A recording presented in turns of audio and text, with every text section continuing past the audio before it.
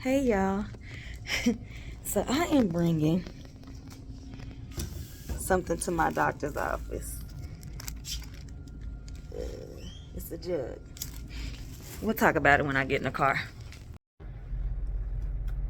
Hey y'all, I am in the CVS line trying to pick up a prescription for my husband and figured I would try to refilm this video because last clip I did tell you guys what was going on with that jug I was carrying, but the angle I had, because I was holding my camera with my hands, was so terrible, and I just looked a mess and I didn't like it. It wasn't flattering, so I was like, let me just come on here. Fast forward, I'm still not flattering to the eyes, but I'm here. Had a good plan yesterday to film and finally get all dolled up because I'm out of that first trimester. I'm not sleepy anymore like I was, and so I was like, oh, this can be my coming out video. What is this? Oh, end of my hair. And so come to find out, Tuesday night we get a call with my husband's physical exam results, and he was severely sick. Doctor's going crazy, can't believe he's still functioning, and just caught in all these different medications to level him out, and it was just a lot.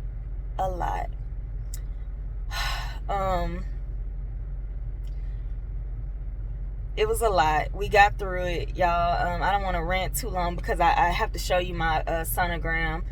That's why you're here.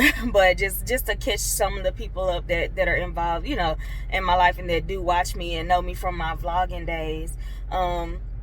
They called and he's severely sick, and it's just all these different things going on with medications. We get over to the pharmacy and we're like, we don't know, we got 3 or 4 medications to pick up, and they're like, well, you just feel something and you can't have any more. And we're like, what do you mean? He got the diagnosis an hour ago.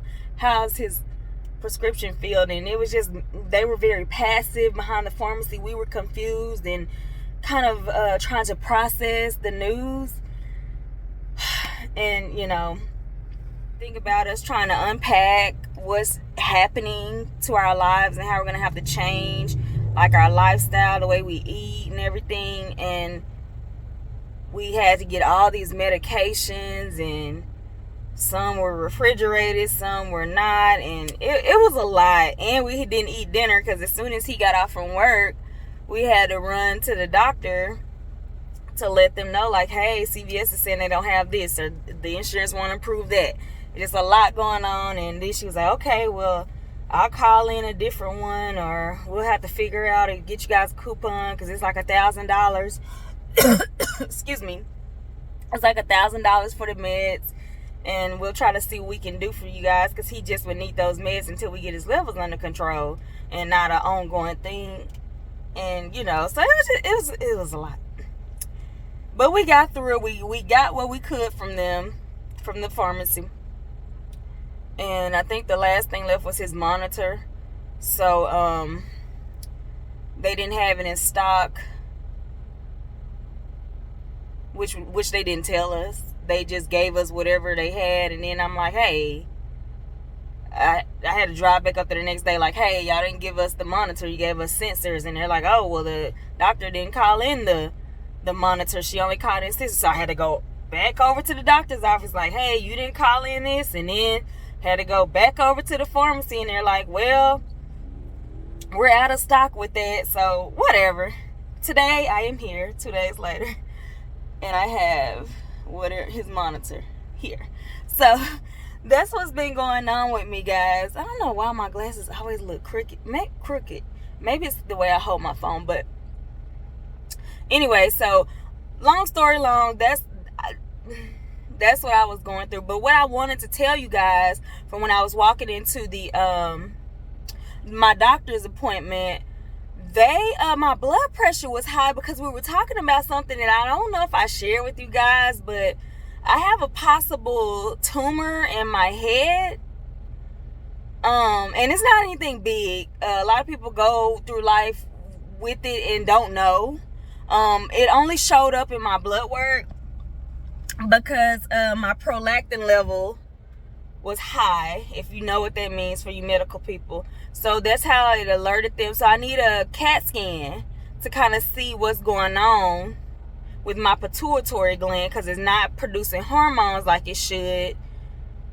My levels are off. So, but I've been going through that, but I can't get the CAT scan and be pregnant. So we chose to do the pregnancy and then handle the CAT scan after birth.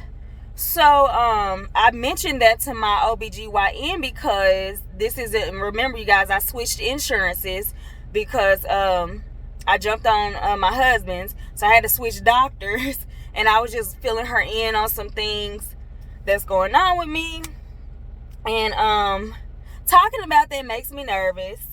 And they proceed to after this conversation, do my blood pressure, so it's through the roof. I do not like talking about things that I already am dealing with, and it's on the back burner, and I know that I have my priority list. I have to check off A, B, C, D, and then when they're fooling down there in F and G, and it makes me nervous because it's, for me, uncharted territory. I haven't processed that. I haven't even dealt with that yet. I have a plan, but I haven't, began to execute the plan, right? Because I'm going through the pregnancy. And so talking about that makes me nervous. You don't see it on the outside, but, on the inside, my heart's jumping out of my chest because this is a possible surgery I have to have. We don't know how bad it is, how good it is. And I just did not need to have that conversation. Now, while this doctor's office did not take my blood pressure as soon as I walk in like everybody else, was weird as hell. They pulled me right into the sonogram room. She should have done it, and got it over with. And they let me see baby, which you guys will see in the next clip. And it was a lot. And so my blood pressure was high. It wasn't high enough for her to call me in any meds, but it was elevated. But it was elevated because of the conversation that we're having.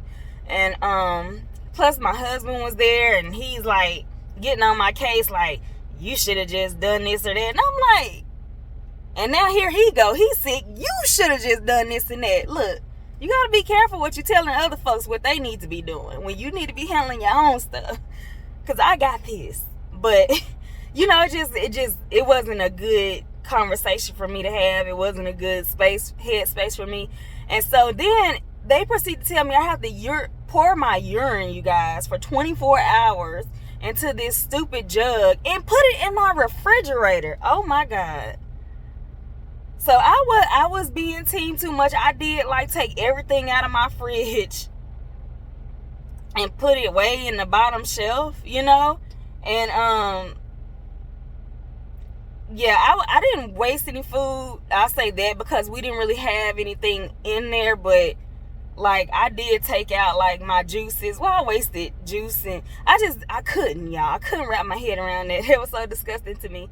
And so and it was in a tight jar, whatever. It's just the weird person in me or whatever. I was just like, I don't want to do that. I don't want to possibly cross-contaminate anything. I have a family at home. And so, I had to pour 24 hours worth of urine in this jug because she said that she wants to be sure that I don't have preeclampsia. So that's what happened. I had to go turn it in. So that's what you guys see me doing. I had to go turn it in to the doctor. And of course, I didn't have anything. It was just the conversation. So anyway, you guys, send some prayers up for us. And you know what? It's just my time to go through. I have an amazing life. I'm so blessed. And, you can't have good without bad in anything in life. So I prepare for things. I know that something's going to be around the corner because you can't live on a high all the time. That's just not how life works. So we are working through this, getting through this. But y'all, my husband had a bad reaction to these medicines. He was up all night. He had nausea. He was very fatigued. He couldn't eat anything. I didn't know what to do. It was just a very difficult time for us. So we stayed up like all night long, just trying to find some relief. And it was so hard on both of us. And it's like we kind of switched places because I'm the pregnant one. I should be somewhere sick. But I had to kind of step in and, be there to help him. So luckily, I'm out of this first trimester. And, I'm not as fatigued as I used to be, and I don't have nausea anymore, and I only had it like 3 times this whole way through, so which is what I heard is not bad. But he had it bad all night long into the morning. He couldn't sleep, he couldn't do anything. On the scale weight, he lost about 15 pounds in a day. But it was probably water weight and muscle mass or whatever, I don't know. But he's sick, y'all. He's so sick. And I'm about to head to Smoothie King now and grab him something, because that's the only thing he can kind of keep down. We did get a hold of his doctor yesterday, and she called in him some Zofran to stop him from vomiting.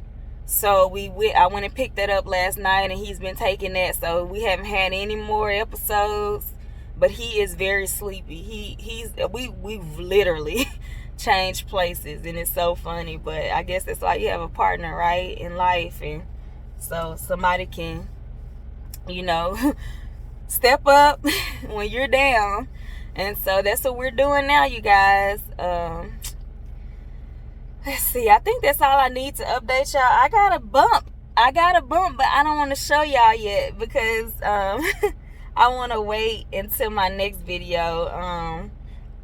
I'm finally showing now. Finally. I didn't show in my 11-week update. I'm turning 13 weeks tomorrow. I shouldn't be showing until like August, but every now and then, I say this, when I lie down, I get flat. But when I'm up for extended periods of time, my stomach kind of rounds out a little bit. It's not big, but it's coming, and I'm sure it'll be out more than that, coming. They said about 15 weeks is when you'll show, and I'm turning 13 weeks tomorrow. So a couple more weeks, I don't know, maybe. So I'm just trying to wait till it gets fully round, because right now y'all probably be like, that ain't nothing, but it's a little something to me. And so, enjoy this clip of baby. She's so cute. She looks like an alien. But it's cute. I think she not looks cute, but it's so cute that it's a little baby in there. And she's just like doing her thing. And she loves her feet. Her feet are always in the mix. Like, I'm going to, on my thumbnail, I'm going to put her little foot picture in the sonogram, because she always got that leg kicked up in the air. So I was like, I got a little gymnast, or hopefully not a stripper, but she gonna be something with them legs in the air, y'all. So pray that it goes in the right direction. Anyway, let me get off here rambling. I will see you guys in my next one with my 13-week update, which is now. I have to go home and film that. All right, bye. Try to keep your belly relaxed. Okay, here she is. Yeah, there's your little one. Aww. I saw a hand flash by. There's a hand. Yeah. Legs. She's really moving around. Oh yeah, she's going crazy. Over. Oh, hang on, I'm gonna switch this over here to just real quick here. I'm gonna zoom back in on her. Where'd you go, little one? I'm trying to put on a show. Right. Sorry, Mama, hang in there. There's your little face looking right at you. Hi. Is your heart beating? Oh, she's cute. Is she cute? Mm-hmm. Get her heart rate.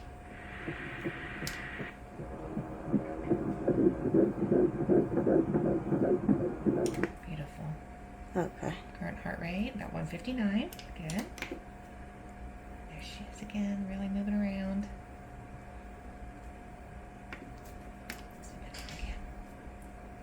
Come here, little one. She's kind of hiding behind that one fibroid. There she is. Yeah. Okay, I got her good Got now. her? Yeah. All right.